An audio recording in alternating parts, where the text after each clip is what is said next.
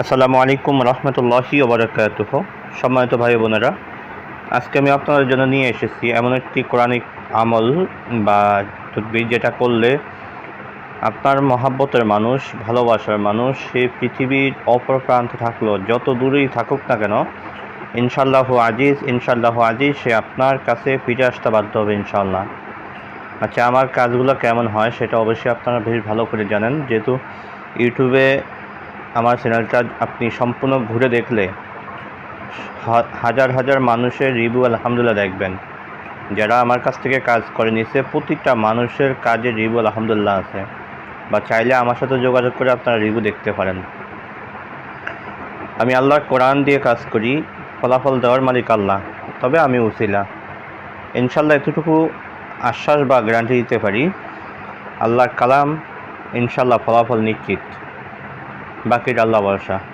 তবে আমি তো পুরো গায়েবের মালিক না, বা গায়েবের খবর জানি না, গায়েবের মালিক একমাত্র আল্লাহ। তারপরও কাজের অভিজ্ঞতা থেকে আমি আপনাকে গ্যারান্টি দিব, ইনশাল্লাহ ফলাফল 100% নিশ্চিত।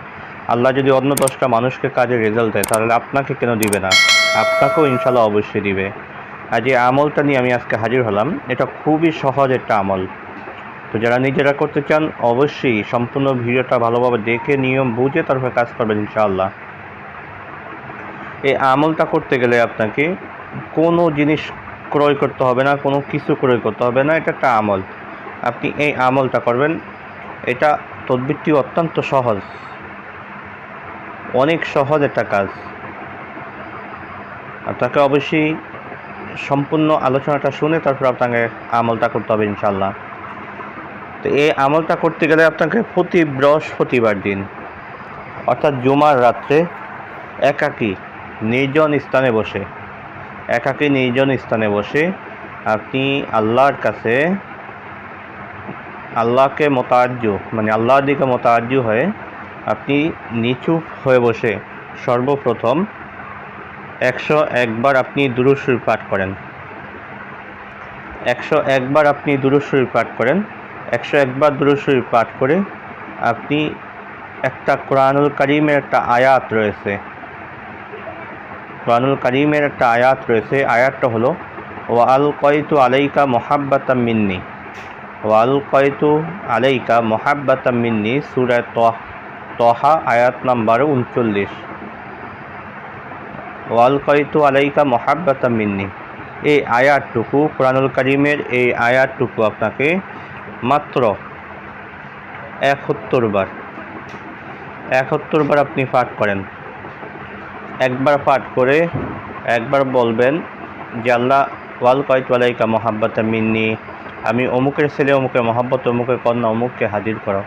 ওয়াল কাইতু আলাইকা মুহাব্বাতাম মিন্নি, যদি মেয়েরা করে থাকে তাহলে বলবে, আমল করে থাকে তাহলে বলবেন যে আমি অমুকের কন্যা অমুকের মহাব্বতে অমুকের ছেলে অমুককে হাজির করো। পড়ার সময় আপনার মহাব্বতের মানুষটা আপনার সামনে উপস্থিত এমন জেনে আপনি পাঠ করবেন। মানে সম্পূর্ণরূপে একাকী নির্জন স্থানে বসে আল্লাহর দিকে মোতাজ্জু হয়ে আপনার মহাব্বতের মানুষটা আপনার সামনে উপস্থিত, এটা ভেবে আপনি নিচু হয়ে এক মন এক খেয়ালে আপনি আমলটা করেন। 71 বার যখন আমলটা শেষ হয়ে যাবে, তখন আবার আপনি 101 বার দুরূদ শরীফ পাঠ করেন। 101 বার দুরূদ শরীফ পাঠ করে আপনার আমল কমপ্লিট হয়ে যাবে। এবার আপনি আল্লাহর কাছে দোয়া করেন, মুনাজাত ধরেন। তবে এই আমলটা তাহাজ্জুদের সময় হলে সবচেয়ে ভালো ফলাফল আপনি পাবেন। আপনি যখন আমলটা কমপ্লিট